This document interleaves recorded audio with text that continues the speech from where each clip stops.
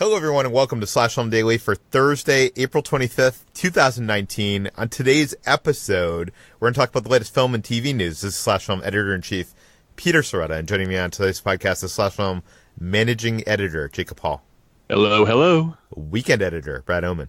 Hey, that's me. And writer Chris Evangelista. Hello, folks.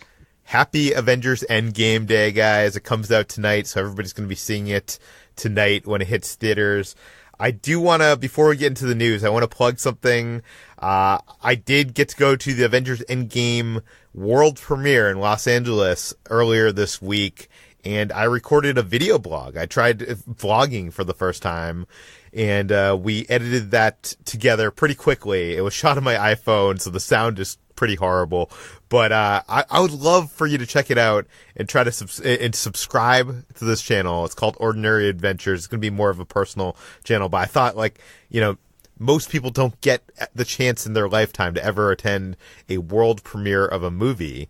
And this is the biggest of world premieres. So you get to see what that's like, what the seating arrangements are like, and what the after party is like with all the props and costumes and food and swag and stuff like that. So I'll leave a link in the show notes. Please check that out, and again, subscribe. But let's dive into the news now. Let's start off with the big news that was supposed to drop today was news about James Bond 25. Jacob, what did we learn?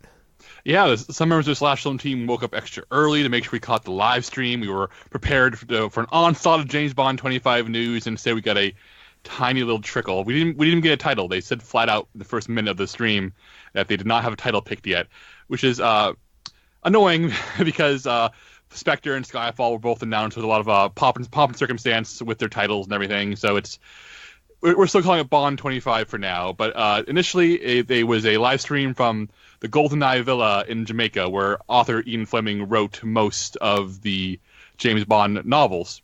And, of course, the name of his home inspired the 1995 film GoldenEye. And here's what we did learn from producers Barbara Broccoli, Michael G. Wilson, and director Cary Fukunaga, who were all there. They talked a little bit about the details of the movie and why they were in Jamaica, which is where the opening scenes of the film is set. So here's the official plot synopsis for James Bond 25.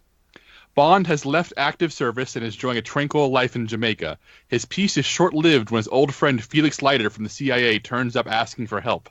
The mission to rescue a kidnapped scientist turns out to be far more treacherous than expected, leading Bond onto the trail of a mysterious villain armed with dangerous new technology. So a few things to note here real quick. This will be the third James Bond film to have major scenes set in Jamaica, following Dr. No and Live and Let Die. And it's the return of Felix Leiter, played by Jeffrey Wright in the Daniel Craig films, previously played by a rotating number of actors throughout the rest of the series. I think 4 or 5, maybe even 6 actors have played Felix at this point. The stream also confirmed that Ralph Fiennes, Léa Seydoux, Naomi Harris, Ben Whishaw, Rory Kinnear, and Jeffrey Wright, of course, are all back as Bond's support team. And in the case of Léa Seydoux, the love interest inspector is back, which is a first for the Bond films for a love interest to carry over into the next film. I mean, Bond's wife, who was killed very early on in the series, is frequently mentioned, but this is the first time the Bond love interest, has actually spanned more than one movie, which is interesting. They also announced additional cast members, including Denali Ben Salah, Billy Magnuson, Ana de Armas, David Denchik, Lashana Lynch from Captain Marvel, and confirming the previously reported Rami Malek as the lead villain. And interestingly, CBS News, not like some blog, was running an additional detail saying that Rami Malek was playing a new version of Dr. No, the very original first Bond movie villain. But that has not been confirmed. We've reached out and have not heard back. Would it make sense for Dr. No to be in this? I mean, it is in Jamaica. It is in Jamaica, and since they cast Christoph Waltz as Blofeld, the most famous recurring Bond villain, I wouldn't be surprised if they went back to that well and said, let's start reinventing, the modern takes on classic Bond villains. And Dr. No, he's a title character of that movie, but he's only in the last half hour or so. He's this merciless scientist who has an evil eye in the lair, and he has robot hands and he uses to crush things. He's actually a really, really good Bond villain, and he kind of sets the stage for the classic template of what you imagine. He was Blofeld before it even was Blofeld. And the idea of Rami Malek playing Dr. No, this mysterious, reclusive, mad scientist with robot arms, I dig that. I'm not so sure how I feel overall about them, like maybe turning the Goldfinger as a villain, maybe, or other villains. But if they want to do Dr. No again, as a big Bond fan, I'm not angry about it. But what about you, Chris? I really like the Craig Bond series until Spectre, and that was so. I don't know. I really didn't like that movie, and it's left like a bad taste in my mouth. And the fact that this film has gone through so many different like directors and incarnations, it just makes me worry they don't know what they're doing anymore. But I'm holding out hope. I like Craig as Bond. I actually think he is my favorite Bond. I think almost all of the movies have their moments. Even Spectre, which I don't like, has its moments.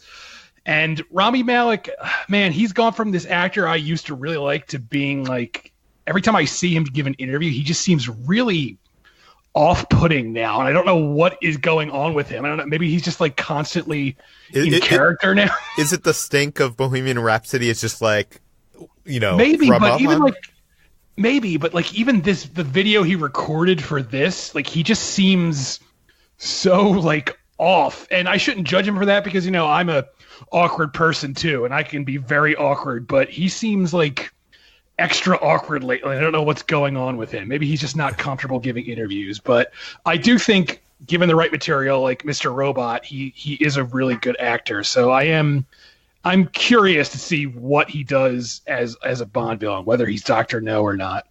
Here's my question for Brad. I have feelings on this because I'm a huge Bond fan. I don't know what your relationship to Bond is, but how do you feel about Léa Seydoux coming back? The idea of having even more direct connections after Daniel Craig has seen a period of Bond where like there is this more cohesive continuity. Does that seem like a good choice, or does it seem like a bad choice to you? No, I like that because I actually have appreciated that about these Bond movies with Daniel Craig, is that they've created a cohesive storyline where he kind of evolves as a character and changes, which is something that James Bond never really did. Even the Pierce Brosnan version of Bond didn't have much evolution, even though there were some carryover as far as things that happened, in previous missions. So I think the idea of bringing back a Bond girl for the first time in another movie is a good decision, much in the same way that bringing back Rebecca Ferguson in the most recent Mission Impossible sequel was a good idea, of having her carry over from the previous one, which was the first female character to stick around for 2 movies there as well.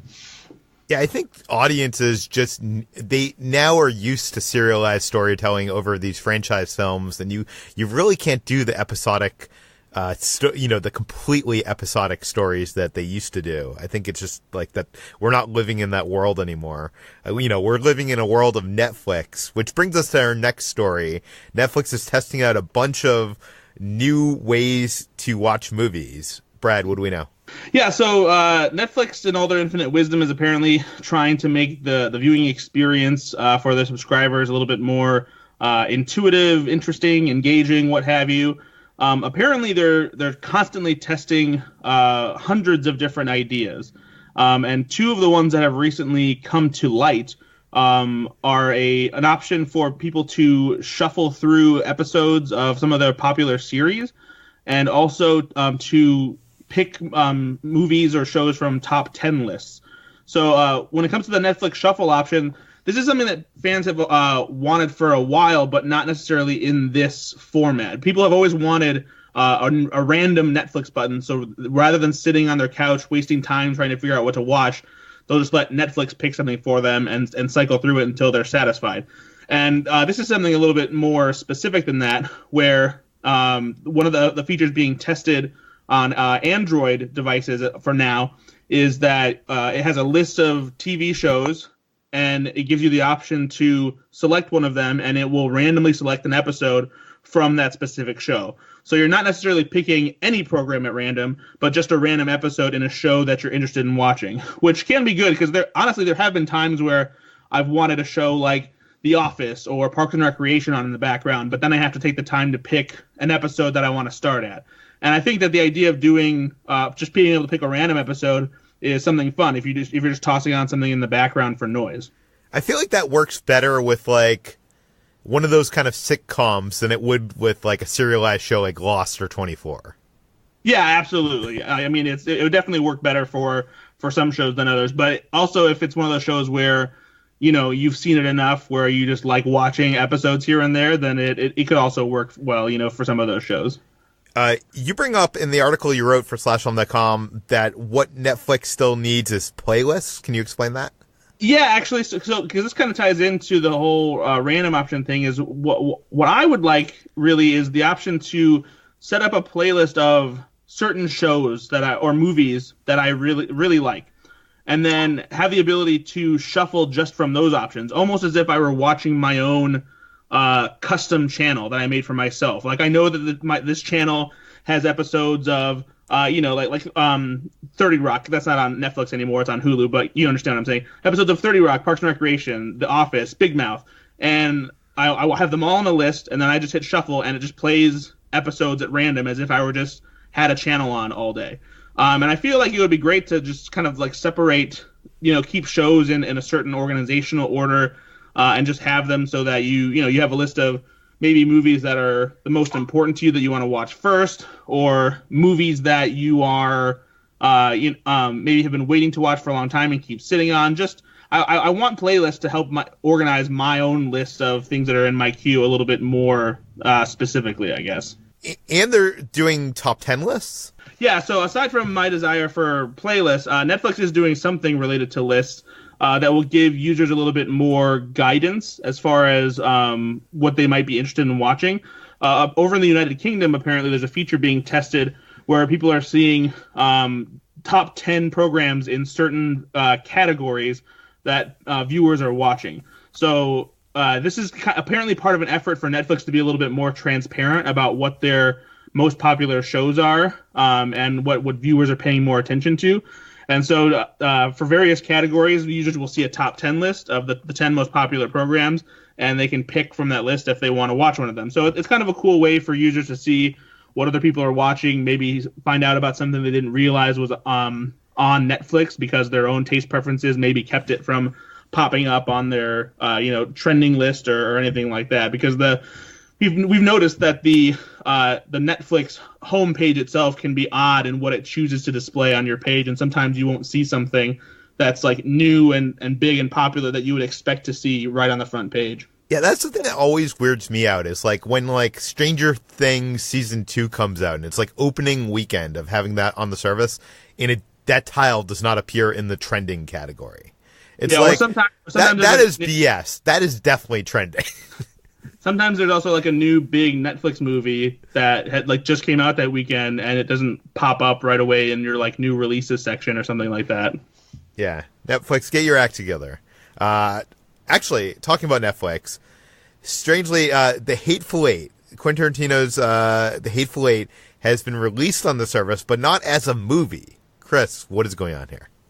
Yes, so as some people may be aware of, when The Hateful Eight came out in 2015, it first had a limited run starting on Christmas Day in select 70mm theaters, where it played in this lengthy roadshow presentation. It was over 3 hours. It had a intermission, and shortly after that, I think December 31st, a wider version was released that was a little bit shorter. The extended cut was 180 plus minutes, whereas the shorter one, quote unquote shorter one, was 160 plus minutes. And up until now, that extended version, that roadshow version, has never been released on home media. The version on DVD and Blu-ray, and the version that still is on Netflix is the wider, shorter cut. Last month, every month Netflix announces their titles for the upcoming month. So last month we learned that Netflix was putting the Hateful Eight extended edition up for streaming. And this was very exciting because, like I said, it had never been released before. So, I made a note of it. I even included it in my recent streaming column. I was, pretty hyped for it. So today is the day. It's finally here, and it's not what we expected. Rather than being one long 3-hour plus movie, Netflix, for reasons that we have yet to get clarification on, has split up into 4 episodes, like it's a mini series. Each episode is about 50 minutes long, and each one has opening and closing credits from the actual movie. So if you've seen The Hateful Eight, you'll remember the opening credits are this very lengthy montage of this carriage riding through the snow, and it goes on for a very long time. So every one of these episodes, quote unquote episodes. Wait, so if I'm watching episode 3, it begins with that carriage ride? Right. It might have, I know certain platforms give you that skip intro thing, so maybe you'll have that on this here. But if not, if you don't skip it, it does have that same carriage ride opening on each of the 4 chapters. And then it has the same closing credits on each of the 4 chapters too. So in some ways, this actually isn't even the extended version that's that was released in theaters. This is like a whole different cut being broken up into, like I said, a mini series. And this is very odd because, it was a movie, it was made as a movie. And while it's very hard to believe that Quentin Tarantino would be okay with this just because of, knowing what a film nerd he is, it also is likely that he is the one who signed off on this, which just makes this whole thing extra confusing. So we reached out to both Netflix and Quentin Tarantino's representation. We have yet to hear back from either, but I'm hoping we'll get some sort of answer of how this decision was made and who okayed it and why it's happening this way. I mean, on one hand, we live in a world where there are tons of articles in my feed about like when you can take a pee break during Avengers Endgame because it's a 3-hour movie and apparently people can't go 3 hours without going to the bathroom. So we live in that world, but I don't think The Hateful Eight needs to be broken up into 4 different episodes. Is anyone here on board with the idea of like taking a long movie and splitting it up into like a mini series?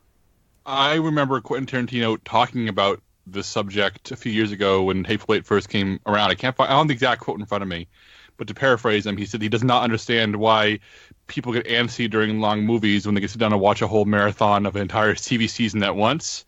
And he was even though I think it's a psychologically different experience to watch individual chapters as opposed to a long movie. That was his perspective and one that I respected. And to see that they've taken his long movie and turned it into a series of episodes is so bizarre because it literally is the exact opposite. And it was the peeve he talked about just a few years ago. So it is incredibly odd. I do wonder if maybe Netflix thinks that this is a way to get more people to watch The Hateful Eight than otherwise might. Because I know even if you're on the couch at home watching Netflix, it's comfortable, relaxing. You still sometimes look at the runtime of a movie and you think, oh, I don't have time to sit and watch that right now. So maybe we don't know if Quentin Tarantino approved this or not, but maybe there was a discussion and they said, look, we think more people will actually sit down to watch the movie if it's broken up as if it were a series, as opposed to them seeing, holy shit, this is a movie that is, so long. So there's probably some, obviously logistics to it, but it's so weird to me that, like Chris said, it's broken up with like an opening credit sequence and like stuff like that. That's just so odd. Well, I'm sure that's contractual. I'm sure that's like in all the contracts that like the stars need to be, credited at the beginning of every presentation of the movie and stuff like that. And I do know Quentin Tarantino has like, of any filmmaker in Hollywood, even more so than like even Spielberg, has more control over his films. Any kind of way it's broadcast. If it's broadcast on a plane, he has control over how that's presented. He keeps the control. So I would think he would be involved in this decision. But like you guys said, it doesn't seem like a decision that Tarantino would make. But I don't know. Let's, speaking of Spielberg, let's move on to him because we were talking a few weeks ago about how he was proposing the idea that Netflix movies would not be eligible for Academy Awards. Brad, we have an update on that situation, right? Indeed, we do. The Academy met recently, and one of the things they were figuring out is whether or not they wanted to change the eligibility rules, kind of specifically for Netflix, so they couldn't meet the bare minimum requirements for a theatrical release in order to qualify for potential Oscar nominations. But instead, the Academy of Motion Picture Arts and Sciences opted to maintain the rules that were already in place.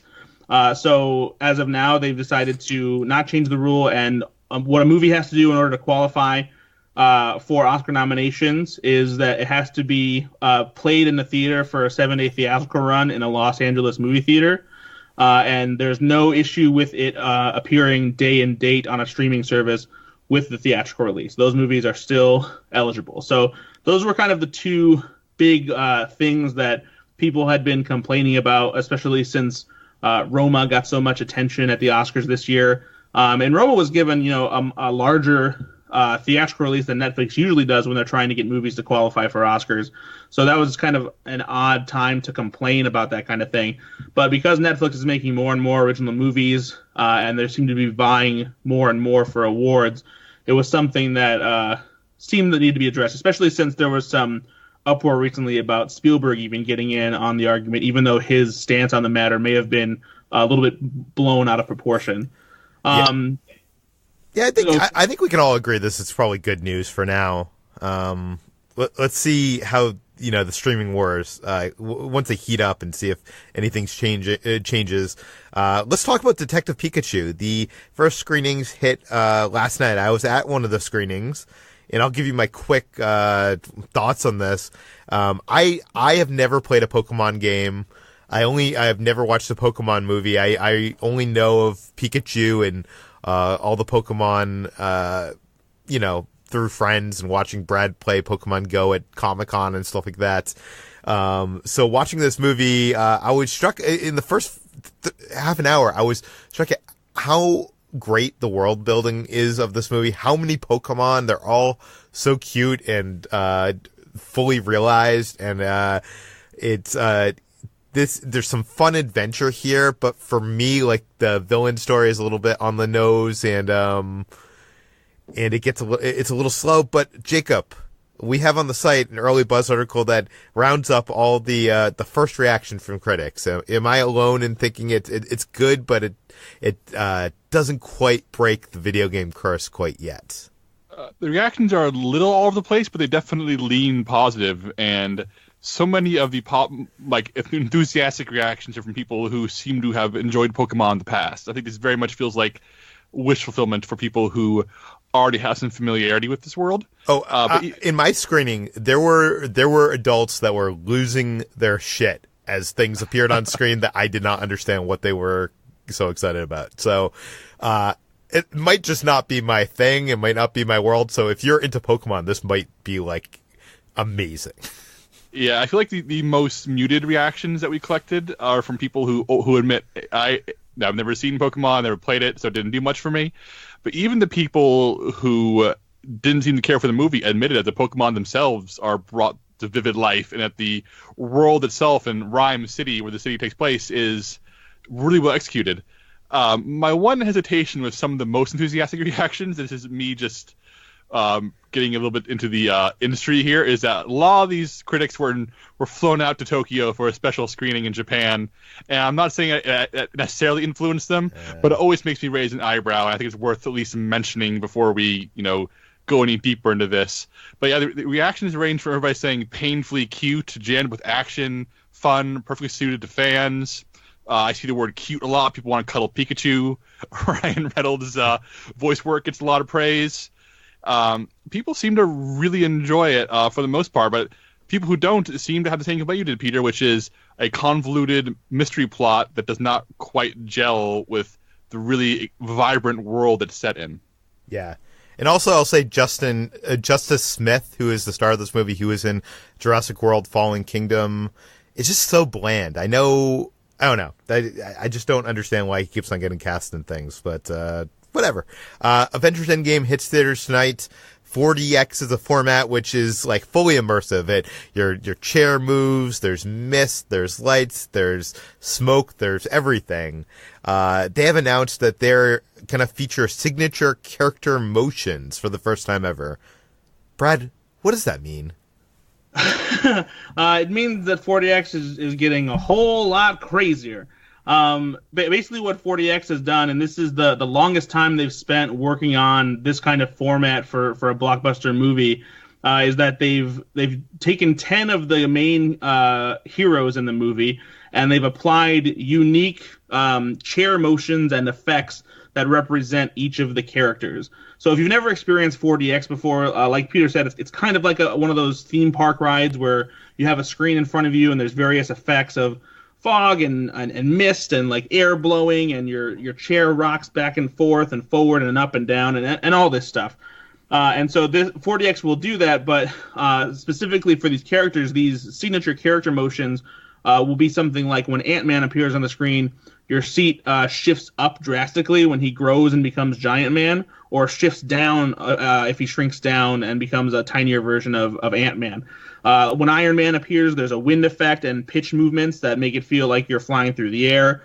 For Thor, there's like a strobe light effect, and the chair like heaves in a direction like an upward motion.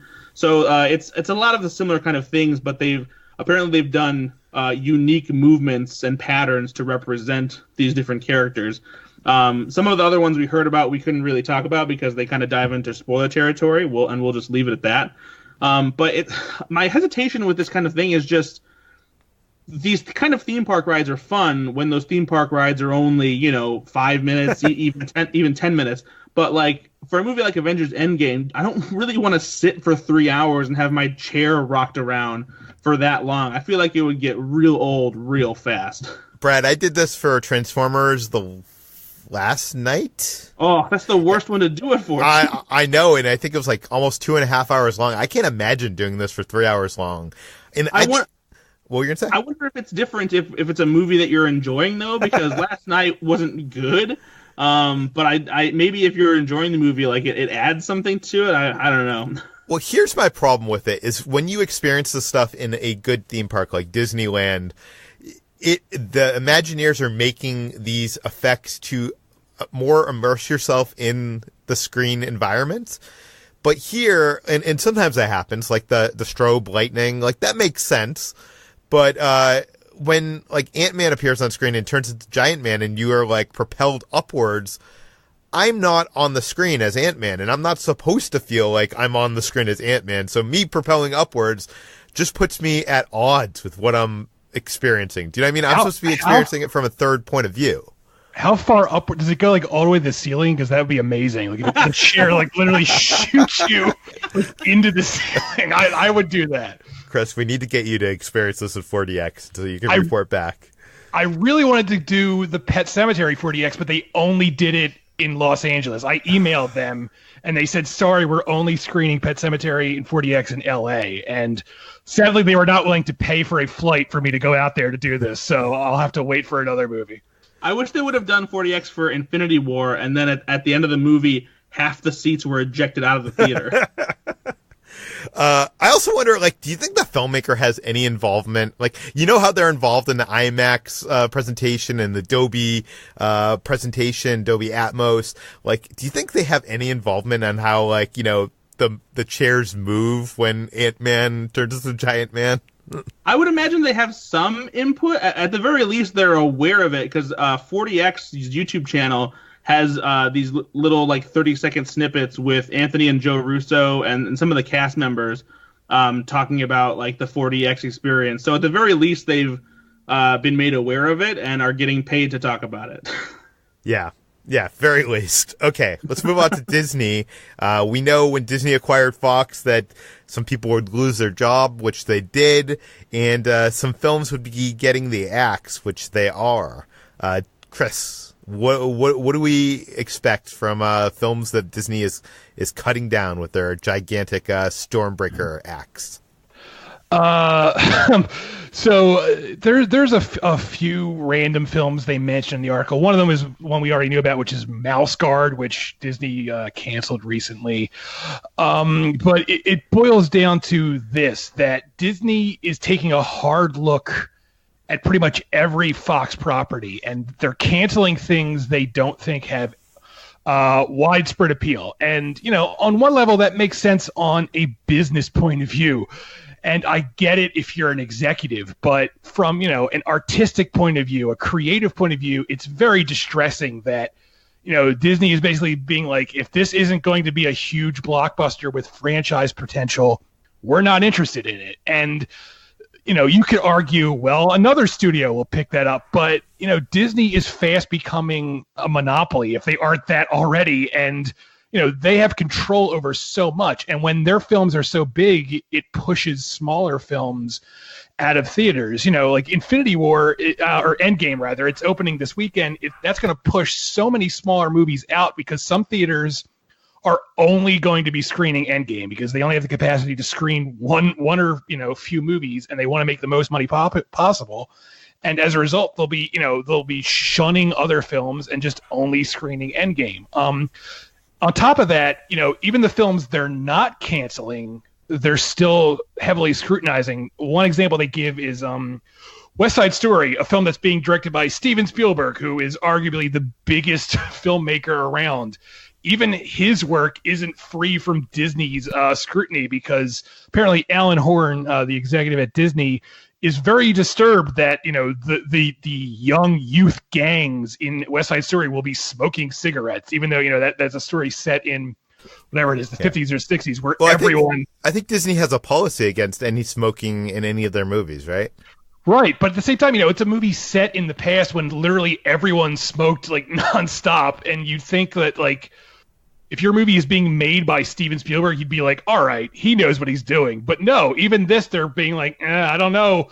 Imagine going to Steven Spielberg and being like, listen, Steven Spielberg, why don't you cut these cigarettes out of your movie because we're worried about, offending children. It's a silly way to approach movies, and it just really distresses me. I know people love this idea that, Deadpool and Spider-Man and Iron Man are going to be able to tell jokes together and shit like that, but there has to be, you have to consider things from an artistic point of view here. And when Disney has all the cards and they get to make up all the rules, it's not great. It hurts other movies. It hurts the creative process, and I'm really not a fan of it.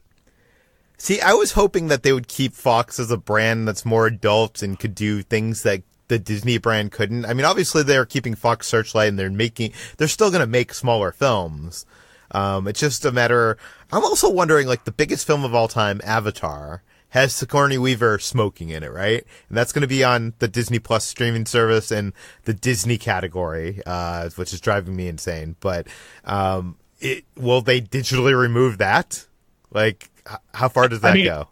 It doesn't say if they're going to go back and change anything, but the article did actually specify that, like, because Avatar made so much money, they're not being as scrutinous about the sequels as they would be normally. So even that is like distressing. Like, all right, Avatar can do whatever it wants, but everything else needs to, we need to go over it with a fine-tooth comb. Yeah, everything else, including Spielberg. Yes. Okay, we have one last story. I know we're going over time, but this is something important that I wanted to talk about because the Writers Guild of America has a standoff with the agents, and HT wrote this fantastic article breaking down what is going on here. But I think this is important to talk about because whenever there's something with the WGA, like they had a strike a few years ago that heavily impacted the TV shows and movies we watched, and this could possibly be heading in that direction, Jacob? And Peter, this is such a complicated issue. I tried researching it myself, and my brain broke. So HT did an incredible job of researching and writing this multi-thousand-word explainer that lays it all out as cleanly and clearly as possible, and it still goes down these avenues that required me to, like, really try to absorb it. So I'm going to try to give you the breakdown of her breakdown. But if you want more detail, I recommend you definitely give the whole thing a read. But give us the broad strokes. I want to know, like, in the simplest way possible, what is happening. Okay, currently the Writers Guild of America, WGA, and the Association of Talent Agents are undergoing a renegotiation that has broken down. And even an idea of how overdue this is, there has not been renegotiation between these two since 1976, whereas other guilds in Hollywood have their negotiations redone every 3 years or so. So they're working with decades-old deals. And essentially they're fighting over how much writers get paid and how they get paid. And this typically works traditionally. An agent goes out, finds projects that are in development, finds TV shows that need writers, and then will pitch a studio or a producer on their writer, get the writer in the room for a meeting, and the writer will get the job. and pay the agent up to 10% of what they earn. And that's how it's been for a long time. That's usually how people imagine it being. But more frequently, there's a thing called packaging, which is where an agent will put together a promising project and a director and a writer and give it to the studio for a single fee as opposed to percentages later on. So the studio essentially pays up front for this talent package. Everybody collects their money, and even though there may be some percentages later on, even if the TV show or the movie is a flop, everybody else still get paid. So this is a more attractive prospect for agents because they don't have to worry about, long-term effects. They get paid for just bringing it all together. And packaging is not a new thing. It's been around for 50 years. But what's going on now is that in the age of streaming, way writers getting residuals has changed, since episodes don't play like they used to anymore. And more insidiously, outside corporate interests now often own controlling stakes in agencies, and those same controlling stakes also are buying TV shows and production companies and networks. So the people representing the writers are also representing the TV shows, which means that the agents are no longer solely focused on giving the writers the best possible deal, because there's now an ulterior motive to make sure the writers get paid less so they can make more money for the upper executives, because they're also invested in the product they're making. So WGA put together a new list of rules saying, please sign this, that says that agents can only represent people. They can't, represent a TV show. And although 40 smaller agents signed it, most of the big agencies did not. And it led to this standoff where writers want a bigger piece of the packaging deal. They want to be paid a fair share. The ATA says that it is a fair share, and that's where the show that happened. Negotiations broke down, and many writers took a stand and fired their agents, including Stephen King, Adam McKay, David Simon, and Patton Oswalt. Became a big thing on Twitter. If you see a lot of people with "I stand with WGA" avatars on their social media feeds, and that's what they're supporting. And in the meantime, agents argue that this means that TV shows won't be able to staff writers. It means that writers won't have anybody representing them. And then lots of other writers, including Javier Grillo Marchao, a writer who worked on Lost and Law & Order SVU, says that in the age of social media, in the age of networking, in the age of where we are now, writers may only need a manager. They can go find their own work. They can meet with a showrunner and pitch themselves, and agencies are thinking they're more valuable than they are. And that's where we are right now. Thousands of agents fired, writers wanting more money. I would argue deservedly so, based on all of this and based on how agencies are being paid a steady amount when writers have lost 23% of income over the past few years due to streaming not applying to the old 1976 non-negotiation deals. And that's where we are now. And it should be said, on top of that, you have outlets like the Hollywood trade publications like Deadline reporting on this and taking a largely agency, taking the side of the agencies, because most of their scoops comes from the agencies. So, that's where their, quote unquote, bread is buttered. So. Yeah, it's HG has all the numbers written out here, a lot of links. She did a lot of research, spent an entire weekend putting an article together, and seeing it laid out like this does not make it easy to comprehend. In fact, it makes it more complicated. But that's where we are right now. We're in an area where the way we consume media has completely changed, and the rules the writers are forced to work by are 40 years old, and they want those rules updated, and the agencies are fighting back because those rules would make them less money. And to be fair, as I pointed out earlier, wait, so could the WGA as a union say that we don't support agencies and all of our members need to, can't end their deals with their agencies? I remember, this is what I don't think this may happen after HG wrote her post, but WGA put together a letter essentially more or less saying that. And I remember a lot of writers were actually upset about that, because a lot of these writers still have good relationships with their agents. Their agencies may be a problem, but the agents themselves are people they've worked with for years. And so a lot of writers are mad at both sides because they feel like both sides are not coming to a compromise. But yeah, WGA has essentially made it clear that writers should fire their agents at this point, and not everybody agrees with that. It's a huge, ugly, bad mess.